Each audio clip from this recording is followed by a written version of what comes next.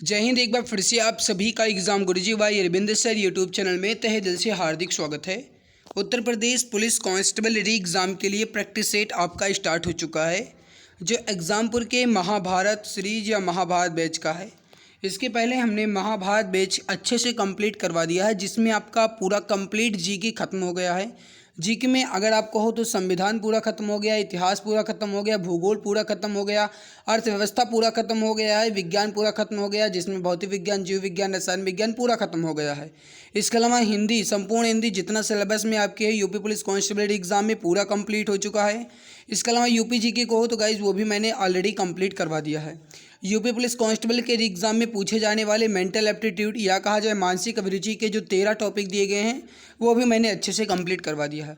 तो इसके पहले बहुत सारी बेहतरीन क्लासेस आपकी कंप्लीट हो चुकी हैं। यूपी पुलिस कांस्टेबल री एग्ज़ाम के लिए एग्जामपुर के 20 मॉडल पेपर वो भी कंप्लीट हो चुके हैं। तो आप एक बार चैनल की प्लेलिस्ट को जरूर चेक कर लेना, बहुत सारी इंपॉर्टेंट वीडियोज आपके एग्जाम्स के लिए आपको मिल जाएंगे। तो जाकर के चैनल की प्लेलिस्ट को एक बार जरूर चेक कर लीजिए। चलिए शुरुआत करते हैं आज के इस इंपॉर्टेंट वीडियो को और देखते हैं फर्स्ट क्वेश्चन को। देखिए क्वेश्चन जो है आपका ये बाइलिंगुअल है, यानी हिंदी और अंग्रेजी दोनों भाषाओं में है। सवाल नंबर 1 है आपके सामने, पहला स्थान दिया गया है। फिर कहा गया है कि राइस्टेक कंपनी ने 1990 के दशक में बासमती चावल पर एकस्व अधिकार प्राप्त करने का प्रयास किया था। कहने का मतलब यह है कि किस देश की कंपनी राइस्टेक कंपनी है जिन्होंने 1990 में बासमती चावल पर एकस्व अधिकार का मतलब होता है कि अपना खुद का अधिकार हो, किसी दूसरे का अधिकार ना हो, उसे एकस्व अधिकार कहा जाता है, करने का प्रयास किया था। तो देखिए राइस्टेक कंपनी जो है यूनाइटेड स्टेट ऑफ अमेरिका की है, यानी संयुक्त राज्य अमेरिका की है। तो राइट उत्तर यहाँ पे जो हो जाएगा आपका ये हो जाएगा सी आंसर। अगला सवाल है कि भारत का मूल रूप संविधान किसके द्वारा हाथों से लिखा गया था। The original constitution of India was hand written by. Right answer हो जाएगा ये हो जाएगा प्रेम बिहारी नारायण रायजादा। आपका राइट उत्तर हो जाएगा सी आंसर। भारत का मूल रूप संविधान जो है प्रेम बिहारी नारायण रायजादा द्वारा लिखा गया था। तो ऑप्शन नंबर सी आपका जो है बिल्कुल परफेक्ट उत्तर आपका हो जाएगा। अगला सवाल है कि जब महात्मा गांधी को रेलगाड़ी से जबरन उतारा गया तब वह दक्षिण अफ्रीका से कहाँ जा रहे थे। देखिए महात्मा गांधी जो है ये दक्षिण अफ्रीका से जो है 7 जून 1893 की रात को ये दक्षिण अफ्रीका के प्रिटोरिया जा रहे थे। तो राइट क्या हो जाएगा प्रिटोरिया। यहाँ पे समझिएगा आधिकारिक उद्देश्य के लिए प्रथम श्रेणी के टिकट से डरबन से प्रिटोरिया जा रहे थे। और ये कब जा रहे थे तो 7 जून 1893 को। और उसी समय इन्हें रेलगाड़ी से उतारकर फेंक दिया गया था। और जो उसमें एक अंग्रेज़ बैठा हुआ था उन्होंने कहा कि जो ये वकील जैसे दिख रहे हैं इनको निकाल कर बाहर फेंक दो। और तुरंत गांधी जी को यानी मोहनदास करमचंद गांधी को निकाल कर उसी प्रिटोरिया पे फेंक दिया गया था। तो राइट यहाँ पे क्या हो जाएगा आपका ए आंसर। थर्ड नंबर सवाल का ए आंसर राइट आंसर हो जाएगा। अगला है कि निम्नलिखित में से नृत्य का कौन सा प्रकार असम से संबंधित है। आपको बताना है कि इसमें से असम का जो है कौन सा नृत्य है। अगर कहा जाए नौटंकी जो है अपने ये उत्तर प्रदेश का नृत्य है। कथकली जो है केरल का है। अगर कहा जाए बिहू तो ये आपका हो जाएगा असम का। राइट उत्तर हो जाएगा ये हो जाएगा आपका ऑप्शन नंबर 3। देखिए आप अगर पूछा जाए कि बिहू कितने प्रकार के होते हैं तो बिहू जो है 3 प्रकार का होता है, भोगली, बोहाग और कटी। ये 3 बिहू होते हैं, ये असम में मनाया जाता है। तो सी आंसर राइट हो जाएगा। गरबा जो है गुजरात में नवरात्रि के शुभ अवसर पे मनाया जाता है गरबा, जिसे आप डांडिया भी कहते हैं। तो यहाँ पे राइट क्या हो जाएगा आपका option number C Bihu Gujarat जो है गरबा का हो जाएगा। अगला सवाल है क्वेश्चन नंबर 5। योजना के तहत खोले गए सभी बैंक खातों में 5,000 रुपये ओवरड्राफ्ट की सुविधा दी गई है। बताइए राइट उत्तर यहाँ पे क्या हो जाएगा। किस योजना के तहत खोले गए सभी बैंक खातों में 5,000 रुपये ओवरड्राफ्ट की सुविधा दी गई है। तो ये हो जाएगा प्रधानमंत्री जनधन योजना। देखिए प्रधानमंत्री जनधन योजना जो है इसकी शुरुआत अगर कहा जाए तो ये 28 अगस्त 2014 से हुई। लेकिन अगर मेरे भाई आपसे पूछा जाए कि इसकी घोषणा जो है ये कब हुई तो ये प्रधानमंत्री नरेंद्र मोदी द्वारा इसकी घोषणा जो है 15 अगस्त 2014 को की गई। तो प्रधानमंत्री जनधन योजना जो है इसकी घोषणा 15 अगस्त 2014 को की गई, लेकिन लॉन्च जो है ये 28 अगस्त 2014 से हुआ। तो ध्यान रखिएगा पीएम जनधन योजना इसके अंतर्गत सी आंसर राइट आंसर आपका हो जाएगा। अगला सवाल आपके सामने है कि मौर्य राजवंश की स्थापना मगध में हुई थी, जो वर्तमान में किस नाम से जाना जाता है। तो राइट उत्तर हो जाएगा आपका option number C, Bihar. Correct answer हो जाएगा आपका ऑप्शन नंबर सी। अगला है कि भारत निम्न में से किस संगठन का सदस्य नहीं है। अब आपको ये बताना है कि इसमें से भारत जो है किस संगठन का सदस्य नहीं है। अब यहाँ पे अगर कहा जाए तो भारत जो है ये राष्ट्रकूल, G20, दक्षिण एशियाई क्षेत्रीय सहयोग संगठन इसका है, लेकिन दक्षिणी पूर्व एशियाई राष्ट्रों का संगठन यानी आसियान जो है इसका सदस्य भारत नहीं है। दक्षिण पूर्व एशियाई राष्ट्रों के संगठन जो है इसकी अगर कहा जाए सदस्य कितने हैं तो 11 देश सदस्य हैं। हेडक्वार्टर की बात की जाए इसकी तो इसके हेडक्वार्टर जो हैं ये इंडोनेशिया के जकार्ता है। तो दक्षिण पूर्व एशियाई एशियाई राष्ट्रों के संगठन का हेडक्वार्टर जो है ये इंडोनेशिया की राजधानी जकार्ता है। अगर पूछा जाए इसकी स्थापना कब हुई थी तो 8 अगस्त 1967 को। राइट क्या हो जाएगा, 8 अगस्त 1967 को इसकी स्थापना हुई थी दक्षिण पूर्व एशियाई राष्ट्रों के संगठन का। नेक्स्ट सवाल है आपके सामने, 150 अंतर्राष्ट्रीय मैच खेलने वाले विश्व के 8वें तथा भारत के प्रथम फुटबॉल खिलाड़ी कौन बने। तो राइट उत्तर हो जाएगा आपका ये हो जाएगा Sunil Chhetri. Option number B correct answer हो जाएगा सुनील छेत्री। अगला सवाल कि हेनले पासपोर्ट सूचकांक 2024 में भारत का स्थान क्या है। हेनले पासपोर्ट सूचकांक 2024 में भारत का स्थान क्या है। देखिए अगर कहा जाए 2023 में तो हेनले पासपोर्ट सूचकांक 2023 के अनुसार भारत का स्थान जो है 84वां था, लेकिन 2024 के अनुसार इसका स्थान जो है 85वां हो गया है। तो हेनले पासपोर्ट सूचकांक 2024 के अनुसार भारत का जो स्थान है 85वां है। इसका मतलब ये होता है हेनले पासपोर्ट का कि किस देश का जो पासपोर्ट है ये कितना मजबूत है, इसी सूचकांक की मदद से पता किया जाता है। तो हेनले पासपोर्ट सूचकांक यानी हेनले पासपोर्ट इंडेक्स 224 में भारत की जो रैंक है ये 85th है। राइट आंसर हो जाएगा आपका ऑप्शन सी। नेक्स्ट सवाल है कि ईस्ट अफ्रीकन कैंपेन में भारतीय सैनिकों के बलिदान के सम्मान में एनडीए के प्रशासनिक मुख्यालय को डैश ब्लॉक नाम दिया गया है।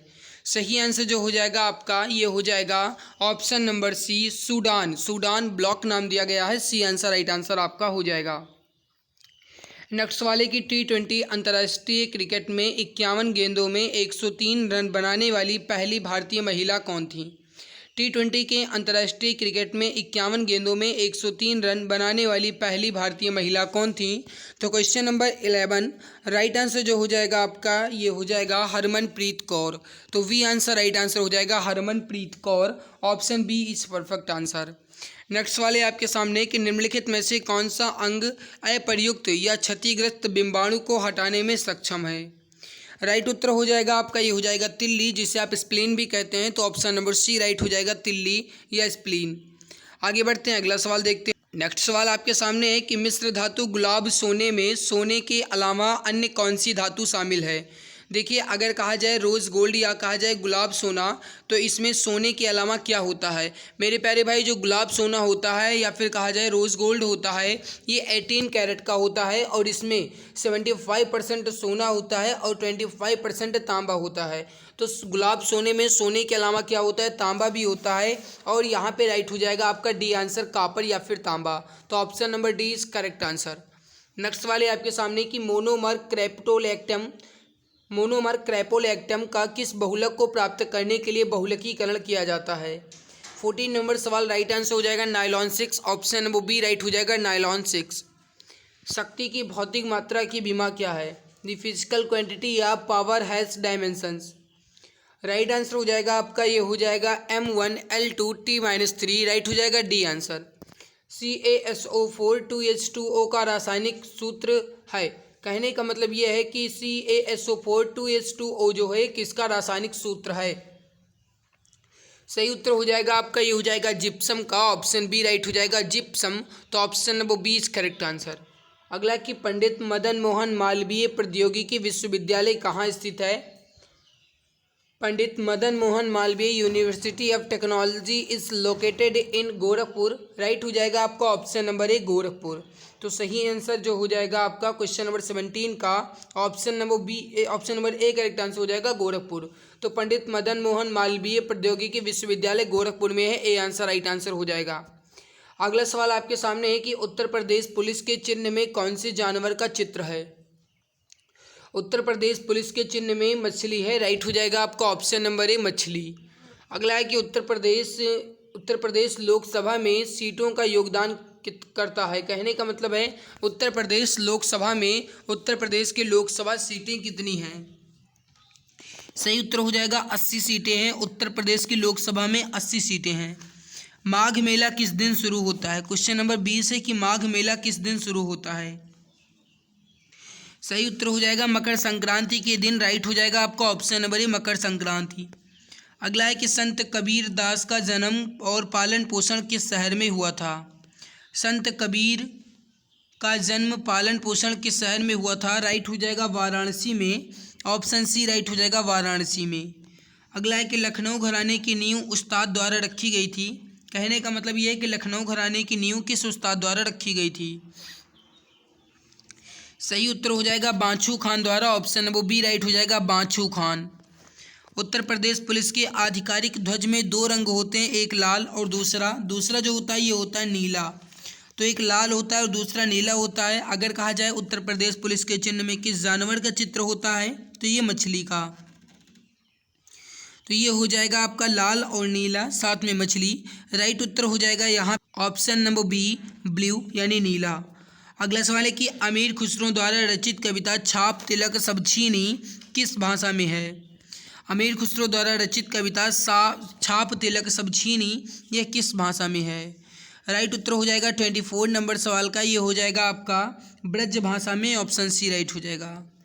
अगला है कि वर्ष 2024 में एम वेंकैया नायडू को किसने सम्मानित किया था। मतलब यह है कि वर्ष 2024 में एम वेंकैया नायडू को किससे सम्मानित किया गया। राइट हो जाएगा पद्म विभूषण से, राइट हो जाएगा D answer Padma Vibhushan.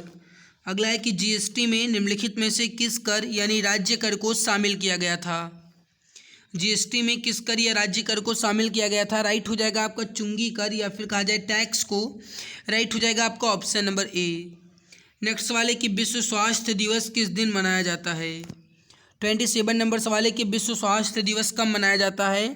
Right उत्तर हो जाएगा 7 अप्रैल को।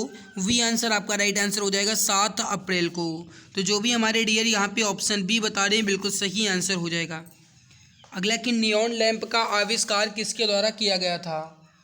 नियॉन लैंप का आविष्कार किसके द्वारा किया गया था, इसका आंसर आप बताएंगे। सही आंसर हो जाएगा जॉर्जेस क्लाउड के द्वारा। राइट उत्तर हो जाएगा आपका option number A George's cloud. तो नियॉन लैंप का आविष्कार जॉर्जेस क्लाउड के द्वारा किया गया था, option A is correct answer. अगला आपके सामने की एक ऐसी छवि है जो प्रायः फोरम और सामाजिक नेटवर्क में ऑनलाइन व्यक्ति का प्रतिनिधित्व करती है, आप बताइए। राइट उत्तर हो जाएगा आपका ऑप्शन नंबर सी अवतार। अब आपने गाइस देखा होगा अब अपने जो व्हाट्सएप आप चलाते हैं उसमें भी अवतार लगाने का सेक्शन आ गया है। इसके अलावा कहा जाए तो इंस्टाग्राम पे भी अवतार लग जाता है और इसके अलावा कहा जाए तो एक ऐप आया है स्नैपचैट, उसमें भी अवतार लग जाता है। तो राइट उत्तर हो जाएगा आपका ऑप्शन सी। नेक्स्ट है अंडमान और निकोबार द्वीप समूह पर स्थित इंदिरा पॉइंट निम्नलिखित देशों में से किसके निकटतम है। इंदिरा पॉइंट जो है अंडमान निकोबार द्वीप समूह पर है जो कि इंडोनेशिया के निकटतम है। राइट उत्तर हो जाएगा आपका ऑप्शन सी। ब्यूनस आयर्स किस देश की राजधानी है। ब्यूनस आयर्स जो है किस देश की राजधानी है, इसका आंसर आप बताएंगे। राइट उत्तर हो जाएगा आपका ऑप्शन नंबर सी अर्जेंटीना। तो ब्यूनस आयर्स जो है ये अर्जेंटीना की राजधानी है। बोलीविया जो है किस देश की राजधानी है, तो बोलीविया जो है ये सुक्रे की वास्तविक राजधानी है। तो बोलीविया जो है सुक्रे की है। वेनेजुएला की अगर कहा जाए तो वेनेजुएला जो है इसकी राजधानी काराकस हो जाएगी। तो वेनेजुएला की राजधानी जो है काराकस हो जाएगी। ब्राज़ील की राजधानी कहा जाएगा तो ब्राज़ीलिया हो जाएगा। मेरे भाई आपके एग्ज़ाम्स में या फिर आपके सिलेबस में एक टॉपिक दिया गया है राजधानी और मुद्राएं, और मेरे भाई एक इम्पॉर्टेंट टॉपिक है ये, साथ में एक डे का टॉपिक दिया गया है दिवस। तो ये 2 टॉपिक मुझे ध्यान है, मैं किसी न किसी दिन ये ज़रूर करवा दूंगा क्योंकि आपके एग्ज़ाम में इससे सवाल पूछा ही जाएगा। क्योंकि आप जानते हो सिलेबस में दिया गया है तो एग्ज़ाम में भी दिया जाएगा। इस वजह से ये टॉपिक इम्पॉर्टेंट टॉपिक है, मैं करवा दूँगा, आप उसकी चिंता ना कीजिएगा। भाई अगर वीडियो अच्छी लग रही है तो लाइक ज़रूर कर दिया करो, क्योंकि आप जब वीडियो को लाइक नहीं करते हो तो बहुत ही ज़्यादा दुख होता है। तो प्लीज़ सभी मित्र वीडियो को लाइक ज़रूर कर दें। अगर आप चैनल में पहली बार विजिट किए हैं तो सब्सक्राइब कर लीजिए, ताकि आने वाली हर एक नई वीडियोज़ की नोटिफिकेशन आपको समय से मिला करे। क्योंकि आप अच्छे से जानते हो कि क्लास की कोई टाइमिंग फिक्स नहीं है, जब भी टाइम मिलता है क्लास आपकी ले ली जाती है। इस वजह से गाइस आप वीडियो को लाइक, चैनल को सब्सक्राइब, बेल बटन को सिलेक्ट ऑल पे क्लिक कर दोगे तो नोटिफिकेशन आपको समय से मिलता रहेगा। तो प्लीज़ वीडियो को लाइक और चैनल को सब्सक्राइब जरूर कर दीजिएगा। जिम्मेदारी आपकी है, ये कर्तव्य आपका है। बढ़ते हैं अगले सवाल की तरफ। अगला सवाल देख, नेक्स्ट सवाल है आपके सामने कि राष्ट्रीय उद्यान में सबसे अधिक एक सींग वाले गैंडे पाए जाते हैं। आपको बताना है कि इसमें से किस राष्ट्रीय उद्यान में एक सींग वाले गैंडे पाए जाते हैं। इसका आंसर आप बताएंगे 32 नंबर सवाल। राइट उत्तर हो जाएगा यहाँ पे जो भी हमारे प्यारे भाई बहन बता रहे हैं काजीरंगा राष्ट्रीय उद्यान, ऑप्शन सी बता रहे हैं, बिल्कुल राइट आंसर हो जाएगा। तो काजीरंगा राष्ट्रीय उद्यान में सबसे अधिक एक सींग वाले गैंडे पाए जाते हैं, option number C correct answer आपका हो जाएगा। अगला सवाल है कि इम्फाल किस भारतीय राज्य की राजधानी है। राइट उत्तर हो जाएगा आपका यहाँ पे, ये हो जाएगा मणिपुर, करेक्ट आंसर हो जाएगा ए आंसर मणिपुर। देखिए मणिपुर की राजधानी इम्फाल है। त्रिपुरा की कहा जाएगा तो अगरतला, सिक्किम का गंगटोक और नागालैंड का कोहिमा। नेक्स्ट वाले कि भारत निम्नलिखित में से कौन सा शहर कर्क रेखा से सबसे दूर है। भारत में निम्नलिखित में से कौन सा शहर कर्क रेखा से सबसे दूर है। देखो अगर आपसे सवाल ये पूछा जाएगा कि कर्क रेखा पर स्थित एकमात्र राजधानी कौन सी है, तो वो झारखंड की राजधानी रांची। ये जो है ये एकमात्र राजधानी है। तो राजधानी अगर पूछा जाएगा तो आप कहेंगे रांची। लेकिन हमसे पूछा गया है कि इसमें कर्क रेखा से एकमात्र दूर शहर कौन सा है, तो वो हो जाएगा आपका 34 नंबर सवाल जो भी बता रहे हैं उड़ीसा का भुवनेश्वर, ये राइट उत्तर हो जाएगा। तो डी आंसर आपका राइट उत्तर हो जाएगा।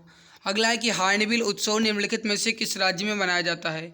देखिए समझिएगा, हार्नबिल उत्सव जो है एक 10 दिवसीय त्यौहार होता है जो 1 दिसंबर से 10 दिसंबर के बीच मनाया जाता है नागालैंड में। तो हॉर्नबिल महोत्सव जो है नागालैंड में 1 दिसंबर से 10 दिसंबर के बीच मनाया जाने वाला एक 10 दिवसीय त्यौहार है। राइट उत्तर हो जाएगा आपका नागालैंड। अगला सवाल है आपके सामने कि निर्माण के पश्चात आज़ाद हिंद फौज अंग्रेजी भारतीय सेना के विरुद्ध क्षेत्र में कार्यवाही कर रही थी। बताइए राइट उत्तर यहाँ पे क्या हो जाएगा 36 नंबर सवाल। सही आंसर हो जाएगा आपका इम्फाल, कोहिमा, डी आंसर आपका राइट आंसर यहाँ पे हो जाएगा। अगला सवाल है आपके सामने कि महाराष्ट्र के पोला त्यौहार में किस जानवर की पूजा की जाती है। आपको बताना है कि which animal is worshipped in the Pola festival of Maharashtra. That is right answer of वृषभ, यानी कि ऑप्शन है वो बी राइट आंसर हो जाएगा। तो ऑप्शन वो बी वृषभ। अगला सवाल है आपके सामने कि भारत का संविधान भारत के महान्यायवादी की नियुक्ति का अधिकार किसको देता है। देखिए जो भारत के महान्यायवादी होते हैं, अटॉर्नी जनरल ऑफ इंडिया होते हैं, इनकी जो नियुक्ति है ये आर्टिकल नंबर 76 के फर्स्ट के तहत होती है। और जो ये अटॉर्नी जनरल होते हैं ये राष्ट्रपति के प्रसाद पर्यंत कार्य करते हैं। तो राष्ट्रपति यानी कि प्रेसिडेंट के द्वारा ही महान्यायवादी की नियुक्ति भी की जाती है। ऑप्शन वो बी राइट आंसर आपका हो जाएगा राष्ट्रपति। तो ऑप्शन बी जो भी बता रहे हैं ऑप्शन बी बिल्कुल राइट आंसर हो जाएगा। यहाँ पे 38 क्वेश्चंस आपके दिए गए थे। जो जीके का था ये कंप्लीट हो चुका है। ये आपका जो मॉडल पेपर था महाभारत बैच का, इसके जीके कंप्लीट हो चुके हैं। अब इसी महाभारत बैच के आगे हिंदी के सवालों को देखते हैं, लेकिन उससे पहले आप सभी को एक गुड न्यूज़ दे दूं। अगर आप यूपी पुलिस कांस्टेबल एग्ज़ाम की पूरी शिद्दत के साथ तैयारी कर रहे हैं और अगर आपका भी टारगेट है इस बार इन 48 लाख की भीड़ से निकलना और 60,244 की लिस्ट में आना, तो आपके लिए गाइस एक बहुत ही अच्छी और बहुत ही गुड न्यूज़ है। न्यूज़ क्या है वो मैं आपको यहाँ पे दिखा देता हूँ, उसके बाद मैं आपको पहले इसके बारे में बता देता हूँ, फिर आपको मैं आगे क्वेश्चंस करवा देता हूँ। समझिए, ये जो है ये यूपी पुलिस कांस्टेबल एग्ज़ाम के लिए एक रामबाण ई बुक है, जिसमें यूपी पुलिस कांस्टेबल का कंप्लीट सिलेबस आपको मिलेगा, जिसमें GK, UP GK, math, reasoning और इसके अलावा हिंदी, ये आपको पूरा कंप्लीट मिलेगा। और ये पूरा कंप्लीट सिलेबस यूपी पुलिस के सिलेबस को ध्यान में रखते हुए बनाया गया है। मेरी प्यारे भाई खास बात तो ये है कि ई बुक जो है आपकी ये इमेज और कलरफुल के साथ है, ताकि पढ़ने में आपको मज़ा आए, आप उबाऊ बिल्कुल भी महसूस ना करो। और दूसरी खास बात तो ये है कि दाम इसका 99 रुपये था, लेकिन अभी के लिए इसका दाम जो है ये मात्र 39 रुपये है। तो मेरे प्यारे भाई 60% डिस्काउंट के साथ आपको ये मात्र 39 रुपये की अभी मिल रही है। अगर आपको लेना है तो आप इस दिए गए व्हाट्सएप नंबर है 8948667652, इस पर व्हाट्सएप कीजिएगा। यहाँ से आपको ये बुक मिल जाएगी। डेमो पेज आपको देखना है तो मैं दिखा देता हूँ। तो आप यहाँ पर एक बार इस ई बुक का डेमो पेज देख लीजिए, कितने बेहतरीन तरीके से, कितनी लाजवाब कंटेंट के साथ आपके लिए बहुत ही मेहनत करके तैयार किया गया है। तो एक बार आप यहाँ पर इस ई बुक का डेमो पेज देख लीजिए। अगर आपको देखना है तो देख लो भाई, कितने बेहतरीन तरीके से और कितने अच्छे से बनाई गई है। पूरे 418 पेज की है। मैं ये गाइस आपको बता सकता हूँ या फिर कह सकता हूँ कि अगर आप इसे एक बार अच्छे से और मन लगा करके पढ़ लेते हो तो फिर आपको किसी के कोई भी कोर्स की ज़रूरत नहीं है। बस आप 1 महीने जी जान शिद्दत के साथ इसे पढ़ लीजिए। पूरे 418 पेज की आप देख लीजिए, पूरे के पूरे 418 पेज की यही बुक है। बेहतरीन तरीके से है, लाजवाब कंटेंट के साथ है, और दूसरी बात गाइस कहा जाए तो इमेज कलरफुल के साथ है। आप देख लो यहाँ पर। तो फिर देरी किस बात की, अभी 60% डिस्काउंट का फ़ायदा उठाइए। मात्र 39 रुपये में इस ई बुक को ले जाइए। 8948667652 इस पर व्हाट्सएप कीजिएगा। यहाँ से आपको इस ई बुक के बारे में पूरी जानकारी मिल जाएगी। चलिए बढ़ते हैं अब हम हिंदी के सवालों की तरफ। सवाल नंबर पहला है हिंदी का। सवाल कह रहा है कि निम्नलिखित प्रश्न में 4 विकल्प दिए गए हैं, जिनमें से उस विकल्प का चयन करें जो शब्द वाक्य का सबसे अच्छा एक शब्द विकल्प है। और आपको भी शब्द दिया गया है या वाक्य दिया गया है जो किसी भी स्थिति में टाला ना जा सके। जो किसी भी स्थिति में टाला ना जा सके के लिए एक शब्द क्या होगा, इसका आंसर आप बताएंगे। राइट आंसर यहाँ पे क्या हो जाएगा? सही उत्तर हो जाएगा आपका, ये हो जाएगा अनिवार्य। Option number C correct answer आपका हो जाएगा अनिवार्य।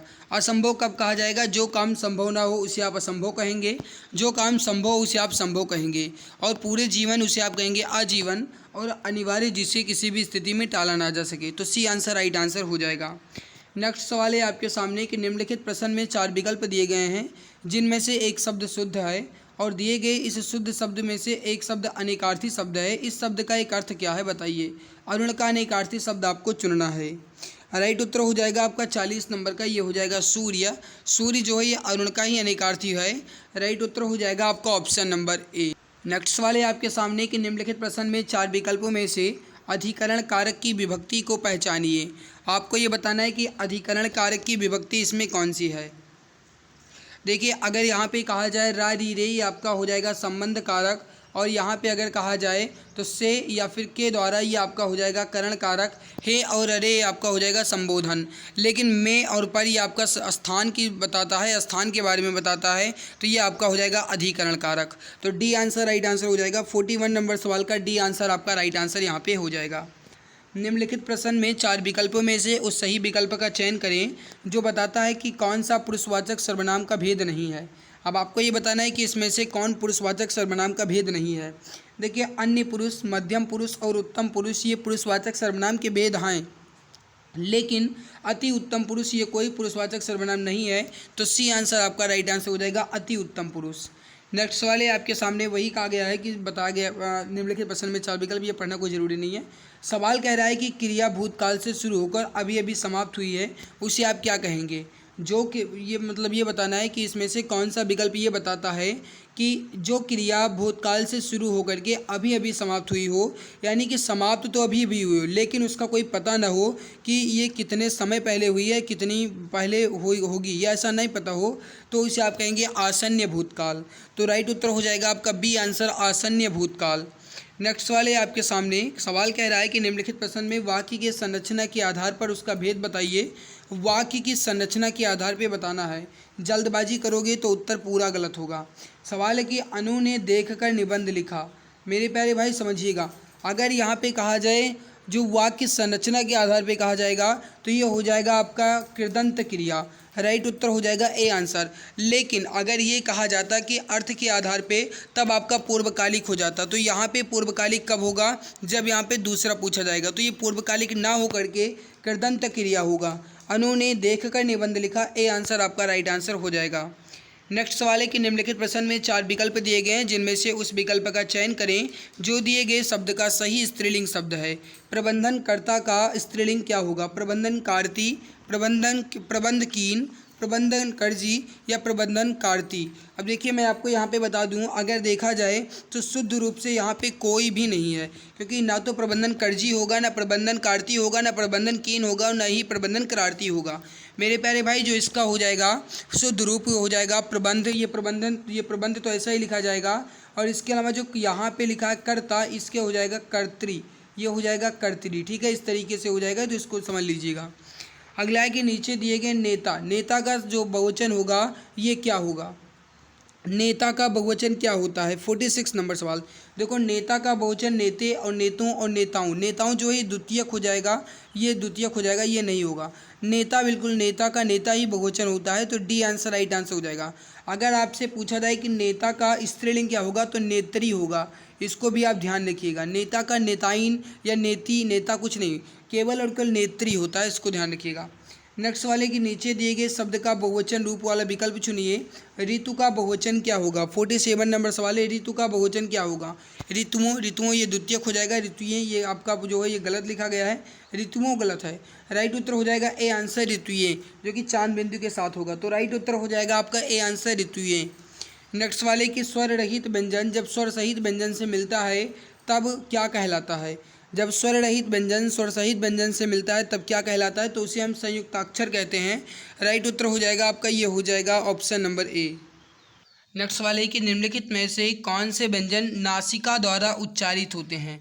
देखिए, अगर कहा जाए नासिक के व्यंजन, तो जो है ये प्रत्येक वर्ग के 5वें अक्षर जो होते हैं ये नासिक के व्यंजन होते हैं, इसको भी आप ध्यान रखिएगा। इस दिए गए ऑप्शन के थ्रू अगर कहा जाए तो आपका अड़ा जो है ये नासिका द्वारा उच्चारित होता है, तो राइट उत्तर हो जाएगा फर्स्ट ऑप्शन।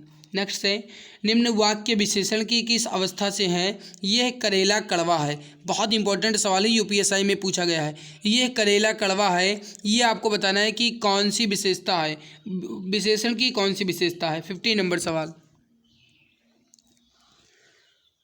अब देखिए, अगर कहा जाए ये करेला कड़वा है, ये कौन सा है? तो ये मूलावस्था है। इसकी मूल यानी कि इसकी अवस्था ही है कि ये कड़वा है, तो ये हो जाएगा मूलावस्था। वी आंसर राइट आंसर आपका हो जाएगा। नेक्स्ट वाले आपके सामने कि तुलसीदास जी द्वारा रचित प्रसिद्ध महाकाव्य का नाम क्या है? तुलसीदास जी द्वारा रचित प्रसिद्ध महाकाव्य का नाम क्या है?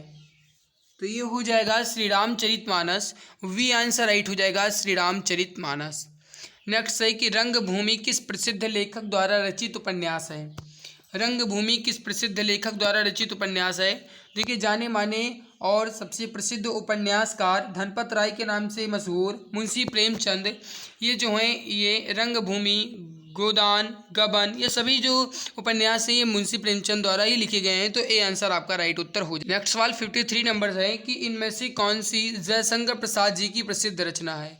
जयशंकर प्रसाद जी की इसमें रचना कौन सी है? तो वो हो जाएगी कामायनी, लहर, झरना, आंसू, और इसके अलावा कहा जाए मेरे प्यारे भाई और भी बहुत सारी रचनाएं हैं। तो कामायनी ये जो है आपका ये है जयशंकर प्रसाद की ही रचना। 2023 का साहित्य अकादमी पुरस्कार किस लेखक को दिया गया? सही उत्तर हो जाएगा 54 नंबर सवाल का आपका, जो 2023 का साहित्य अकादमी पुरस्कार है। देखिए समझिएगा, 2023 का साहित्य अकादमी जो है ये दिया गया है संजीव को, लेकिन अगर अंग्रेजी में पूछा जाएगा तो वो हो जाएगा नीलम को। ठीक है, अब देखिए अगला दिया गया है वो है गद्यांश के बाद 55 से 59 दिए गए इस गद्यांश को ध्यानपूर्वक पढ़ें। 4 विकल्प में से प्रत्येक प्रश्न का सर्वोत्तम उत्तर चुनें। यहाँ पे गद्यांश दिया गया है, हालांकि लंबा चौड़ा गद्यांश मुझे भी दिख रहा है, लेकिन कोई बात नहीं, मैं गद्यांश को एक बार जल्दी से पढ़ देता हूँ और अच्छे से आपको समझा देता हूँ। गद्यांश है, व्यवसायीकरण की आंधी से खेलों की दुनिया भी नहीं बची रह सकी। आज खेलों का अपना एक अलग अर्थशास्त्र है। पिछले दिनों भारत में आयोजित इंडियन प्रीमियर लीग, जिसे आप आईपीएल के नाम से जानते हैं, तो इंडियन प्रीमियर लीग यानी आईपीएल ने यह साबित कर दिया कि खेलों का बाजारीकरण किस हद तक किया जा सकता है और यह कितने भारी लाभ का सौदा है। हालांकि पहले से ही क्रिकेट में पैसों की भरमार रही, लेकिन आईपीएल ने इस खेल की अर्थव्यवस्था को ऐसा विस्तार दिया कि इसका असर लंबे समय तक बना रहेगा। एक अनुमान के मुताबिक भारत में खेल उद्योग का आकार 10,000 करोड़ रुपए सालाना तक पहुंच गया है। खेलों ने उत्सव का रूप धारण कर लिया। आज ये हमारे दिन प्रतिदिन के जीवन को प्रभावित करते हैं। बाजार ने खेलों को एक ऐसे उद्योग में तब्दील कर दिया कि इससे सामान्य जनजीवन पर असर पड़ने लगा। मैच के हिसाब से लोग अपनी दिनचर्या तय करने लगे। क्रिकेट के अलावा अगर देखें तो भारत में भी अन्य खेलों में पैसे का दखल बढ़ा है। 2008 बीजिंग में संपन्न ओलंपिक ने भी ये साबित कर दिया कि खेलों की अपनी एक अलग अर्थव्यवस्था है और भूमंडलीकरण के इस दौरे में इसकी अपेक्षा नहीं की जा सकती, इसकी उपेक्षा भी नहीं की जा सकती। बहरहाल अब हालात ऐसे हो गए हैं कि खेल प्रतिस्पर्धाएं कई बहुराष्ट्रीय कंपनियों के बजट पर असर डालने लगी हैं। इस बात में किसी को भी संदेह नहीं होना चाहिए कि खेलों ने एक उद्योग का स्वरूप ले लिया है। बहरहाल इस बार के बीजिंग ओलंपिक के 12 मुख्य प्रायोजक थे, जिसमें कोडक जैसी कंपनियां भी शामिल रहीं, जिसने आधुनिक खेलों का साथ 1896 से ही दिया। इसके अलावा ओलंपिक के बड़े प्रायोजकों में कोका कोला भी थी, जो 1928 में ओलंपिक के साथ जुड़ी हुई है। इन 12 मुख्य प्रायोजकों में आयोजक की संयुक्त आमदनी $866 मिलियन तक पहुंच गई। अब ये गद्यांश दिया गया था, इसी गद्यांश से रिलेटेड सवाल दिए गए हैं। सवाल में पहला है कि खेलों की दुनिया किसकी चपेट में आ गई है। सवाल का राइट उत्तर हो जाएगा व्यवसायीकरण की, option number C correct answer आपका यहाँ पे हो जाएगा। अगला है कि खेलों की अर्थव्यवस्था को बढ़ावा किससे मिला है। सही उत्तर हो जाएगा IPL यानी इंडियन प्रीमियर लीग से, तो बी आंसर राइट आंसर हो जाएगा। नेक्स्ट वाले, बाजार का खेलों पर होने वाले प्रभाव का असर और किस पर दिखाई दे रहा है, तो ये हो जाएगा आम लोगों पर भी, option number C correct answer आपका हो जाएगा। खेल प्रतिस्पर्धाओं का किसके बजट पर असर हो रहा है। अभी जस्ट आपने पढ़ा कि जो बहुराष्ट्रीय कंपनियां हैं इनके भी बजट पे असर पड़ रहा है खेल प्रतिस्पर्धाओं का, तो राइट उत्तर हो जाएगा आपका, ये हो जाएगा बहुराष्ट्रीय कंपनी। अगला सवाल इसी गद्यांश से रिलेटेड, विभिन्न प्रायोजकों से किसकी संयुक्त आमदनी में इजाफा हुआ है, तो ये हो जाएगा आपका किसकी संयुक्त आमदनी में इजाफा हुआ है, ये हो जाएगा आयोजकों को, यानी जो आयोजित करता है, तो राइट उत्तर हो जाएगा आपका ऑप्शन नंबर ए। तो ये गद्यांश से रिलेटेड सवाल थे, कंप्लीट हो चुके। अब आगे बढ़ते हैं। निम्नलिखित प्रश्न में 4 विकल्पों में से उस सही विकल्प का चयन करें जो दिए गए पद के उचित अलंकार रूप का सबसे अच्छा विकल्प है। तरनी तनुजा तट तमाल तरुवर बहुछाए, इसमें कौन सा अलंकार है। अब आप आसानी से देख सकते हैं कि इसमें तय वर्ण की आवृत्ति बार बार हुई है। तरनी तनुजा तट तमाल तरुवर बहुछाए, इसमें अनुप्रास अलंकार हो जाएगा, तो दिया गया ऑप्शन ए आपका बिल्कुल परफेक्ट होगा। अगला है कि निम्नलिखित प्रश्न में 4 विकल्पों में से उस सही विकल्प का चयन करें जो रेखांकित शब्दों का सही अव्यय भेद है। आज दिन भर वर्षा होती रही, इसमें आपको बताना है कि कौन सा अव्यय है। 61 नंबर सवाल, बताइए राइट उत्तर यहाँ पे क्या हो जाएगा।